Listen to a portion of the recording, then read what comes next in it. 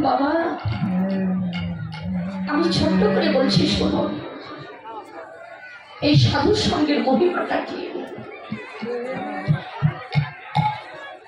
এক হতভাগা পিতা আর এক অভাগিনী মা, দুজনে সদা সর্বক্ষণ দুটি নয়ন জল ছেড়ে দিয়ে কাঁদে। কাঁদে কেন জানেন?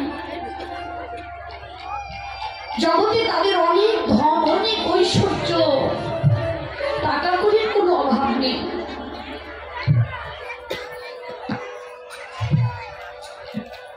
অভাব কিসের জানেন? অভাব হচ্ছে একটি ছোট্ট একটি সন্তানের ঘরে অনেক আছে, কিন্তু একটি সন্তানাদি নেই যে তাকে বাবা বলে ডেকে তার উত্থাপিত করার শীতল করবে।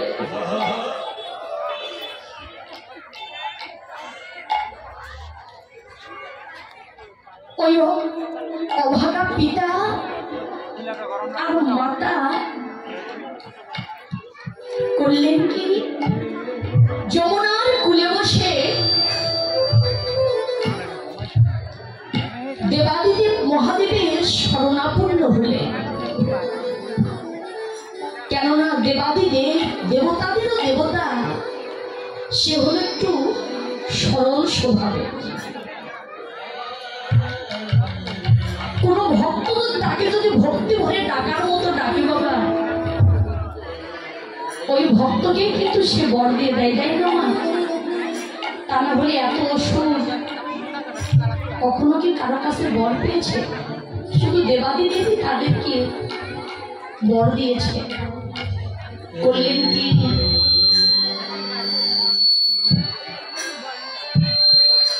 যমুনার তীরে বসে নয়ন জল ছেড়ে দিয়ে যেন কাঁদছে। ব্রহ্মা দেবাদিদেবীর ধ্যান করছে। যে না দেবাদিদেবীর ধ্যান করছে, এমন সময় ওর নয়নের জল দর্শন করে সে আর থাকতে পারলেন না। সম্মুখে ছুটে এসে দাঁড়িয়েছে।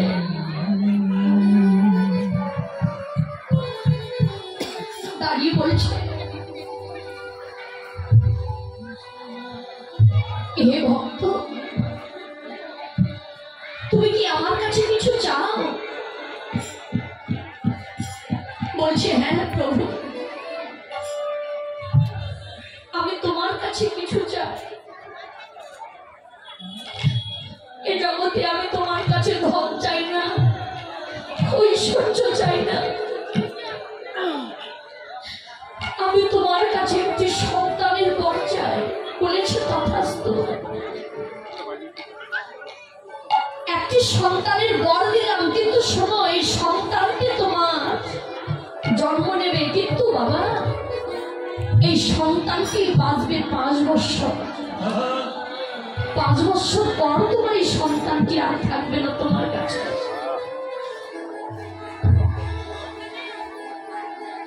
পিতামাতা বলছে, আগে দাও তো প্রভু, আগে তুমি সন্তানের বরটা দাও। যেই না বর দিলে যে বাঁচবে কিন্তু 5 বছর, 5 বছর পর আর বাঁচবে না। কিছুদিন বাদে ওই পিতামাতার ঘর আলো করে একটি ফুটফুটে একটি সন্তান, পুত্র সন্তানের জন্ম হলে, যেই না পুত্র সন্তানের জন্ম হলে, জন্ম নিলে, ওই ছোট্ট সন্তানটির মুখের দিকে তাকিয়ে পিতা তাকে বুকে জড়িয়ে নিয়ে ধরে বলছো, রে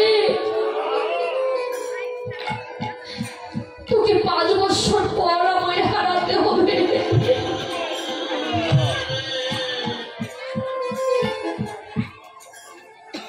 আমি কেন এই পরে কেন আমি মাথা পেতে নিলাম? সন্তানটিকে বুকে জড়িয়ে নিয়ে পিতা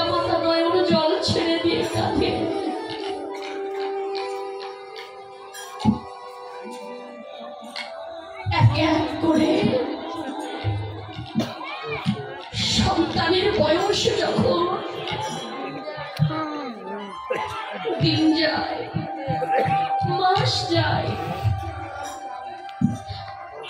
বছর কেটে গেছে, পিতা মাতার নাওয়া খাওয়া নেই, সর্বক্ষণ শুধু নয়ন জল ছেড়ে দিয়ে তাদের সন্তানকে বুকে নিয়ে।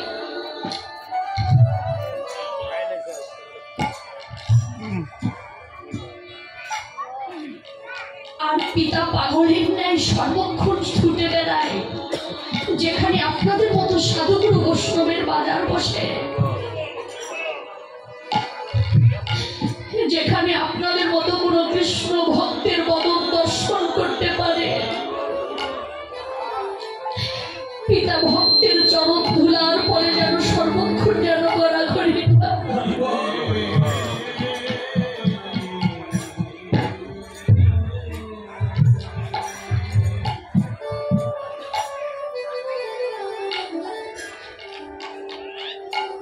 সন্তানটি আদো আদো কণ্ঠে কথা বলতে শিখেছে, বাবা বলে ডাকতে শিখেছে,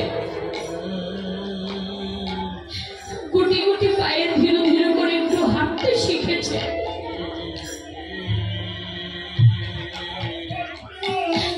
এমন সময় পিতা পাগলের ন্যায় কেঁদে বেড়ায়, শুধু একটি বিধান চাইতে, কি করে আমার সন্তানকে আমি বাঁচাবো, কি করে আমার সন্তানকে আমি ফেরাবো।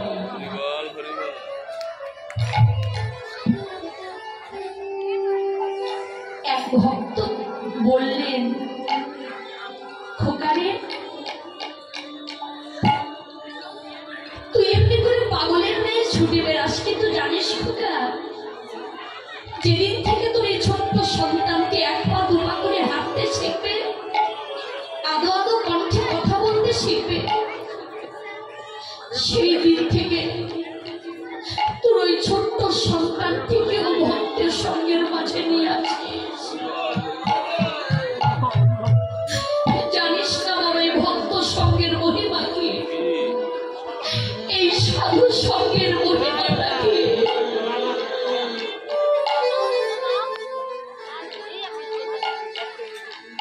ভক্তের চরণ ধুলির মহিমাটা কি গো মা, যেই এক পা দু পা করে হাঁটতে শিখেছে, ওই সন্তানটি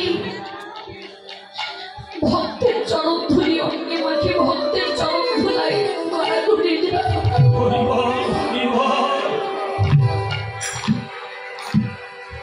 এক বছর, 2 বছর, 3 বছর কেটে গেছে ভক্তের চরণ ধুলি মাখে, দিন নেই রাত নেই এই সাধু সঙ্গ, ভক্তের সঙ্গ করে।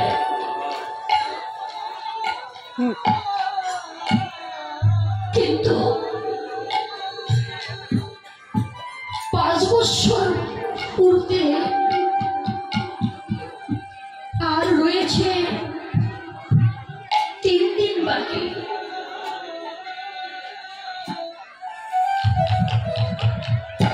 5 বছর পূর্বে আর রয়েছে 3 দিন বাকি।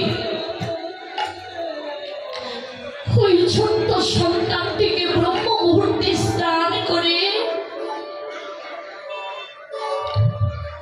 নদীর ঘাটে বসে পিতা পুত্রে পথের দিকে তাকিয়ে রয়েছে।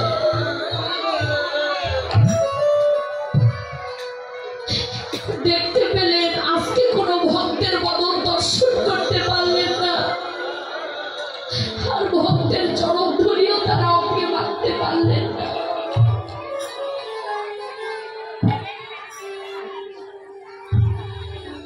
এমন সময় ছোট্ট সন্তানটিকে বুকে জড়িয়ে নিয়ে বলছে, খোকা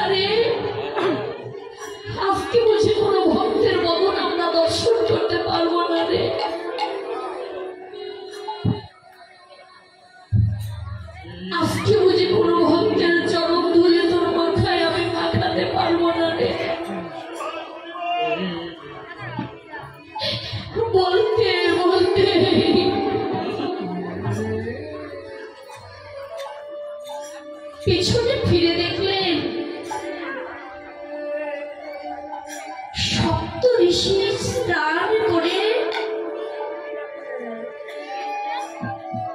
শুদ্ধ বসন পরিধান করে তারা বনে যাচ্ছে সাধনার জন্য। এমন সময়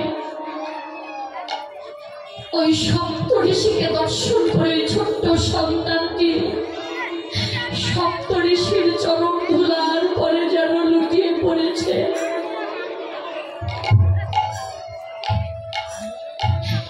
সপ্ত ঋষি ওই ছোট্ট সন্তানের ভক্তি দেখে মাথায় হাত দিয়ে তাকে আশীর্বাদ করলেন, খোকারে শত বৎসর বেঁচে থাক, আমি তোর দীর্ঘায়ু কামনা করি।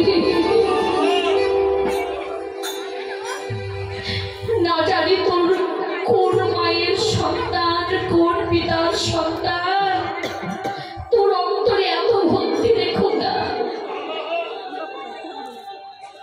এবার পিতা ঘর থেকে ছুটে এসে বলছে, ঋষিবর আমার এই সন্তানের আশীর্বাদ আপনারা ফিরিয়ে দিন। এই আশীর্বাদ আমার দরকার নেই, ও বাঁচবে না, ও মাত্র আর 2 দিন বাঁচবে।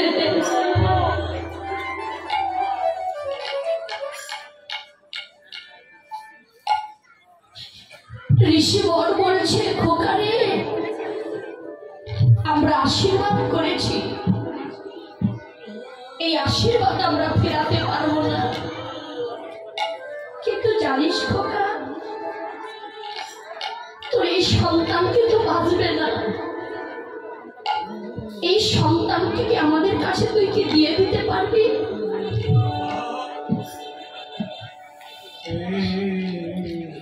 বুকে পাথর চাপা দিয়ে পিতা বললেন, নিয়ে যাও ওকে, ও তো বাঁচবেই না।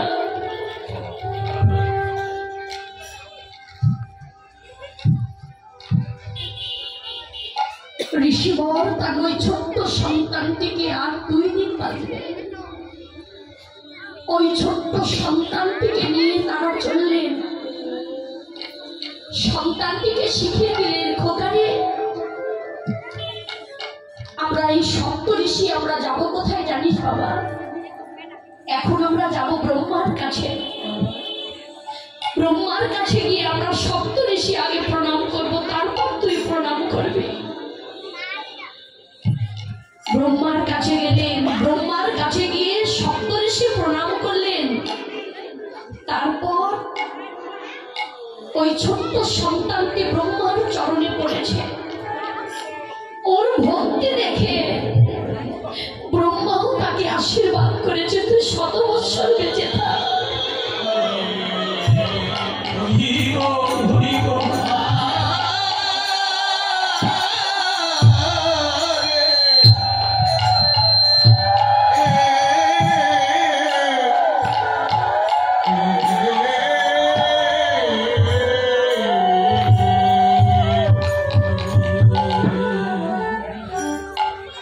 এবার ঋষিবর বলছে, ব্রহ্মা যে বর দিয়ে আমরা ফেসেছি, ওই বর তুমি ওই সন্তানটিকে দিয়েছ, ওর আর বাঁচবে না, ও আর 1 দিন বাঁচবে, ফিরিয়ে নিন।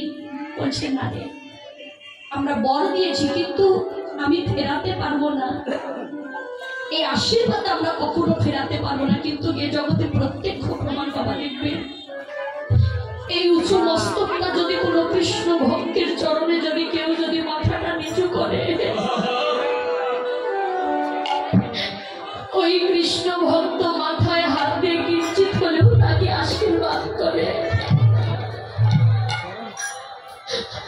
অন্তত মাথায় হাতটা রাখে।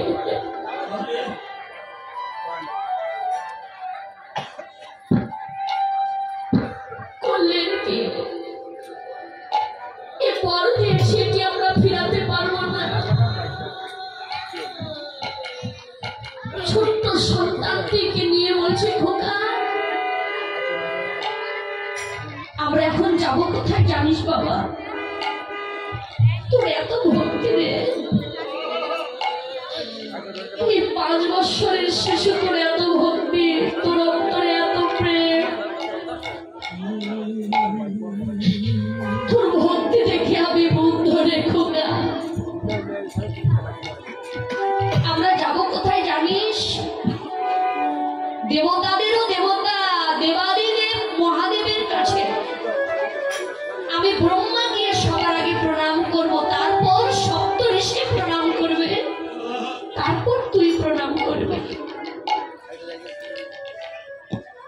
ব্রহ্মা দেবাদিদেব মহাদেবকে করজোড়ে প্রণাম করলেন। সপ্ত ঋষি দেবাদিদেব মহাদেবের চরণে প্রণাম করলেন। এবার ওই 5 বৎসরের শিশুটি মহাদেবের চরণে, যেই না চরণে লুটে পড়েছে, এখনো উঠতে পারেনি। এমন সময় দাঁড়িয়েছে, যমরাজ দাঁড়িয়ে রয়েছে, বলছে মহাদেব ওর আয়ু শেষ, ওকে তুমি দিয়ে দাও আমাদের কাছে। ওর আয়ু শেষ, ওকে দিয়ে দাও আমাদের কাছে। এবার দেবাদিদেব মহাদেব বলছে যমরাজ তুমি তো জানো না এই ভক্ত সঙ্গের, এই ভক্তের চরণধ্বনির মহিমা।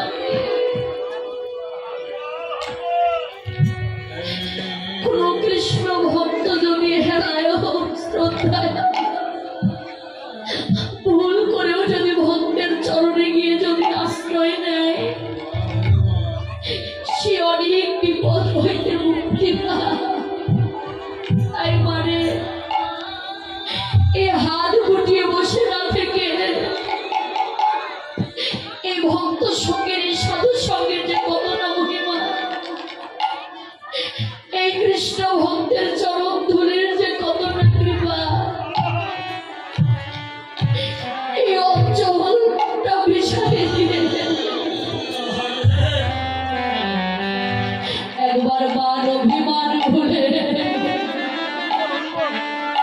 একবার ভক্তের চরণ ধুলি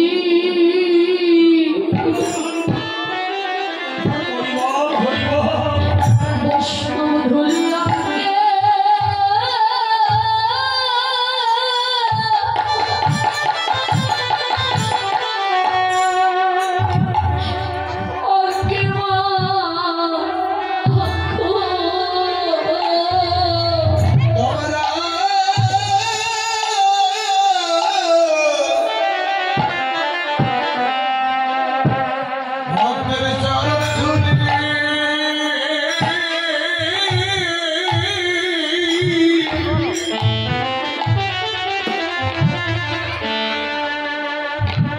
Você